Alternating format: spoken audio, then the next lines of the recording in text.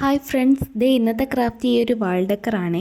അപ്പോൾ അതിനായിട്ട് ഇതുപോലെ ബട്ടർഫ്ലൈസ് ഉണ്ടാക്കിയെടുക്കാം. ഒരു പ്ലെയിൻ ഷീറ്റിൽ ഇതുപോലെ ബട്ടർഫ്ലൈ വരച്ചിട്ട് പെയിൻറ്റ് ചെയ്ത് വെട്ടിയെടുക്കുക. പിന്നെ അതിൻ്റെ ഒരു ഷേപ്പിൽ നിൽക്കാൻ വേണ്ടിയിട്ടാണ് മടക്കി പിടിച്ചിട്ട് ഈ സ്റ്റാപ്ലർ അടിക്കുന്നത്.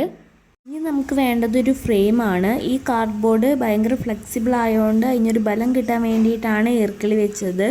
പക്ഷേ ഈർക്കിളി വെച്ചപ്പോൾ ഒന്നും കൂടെ ഭംഗിയായി.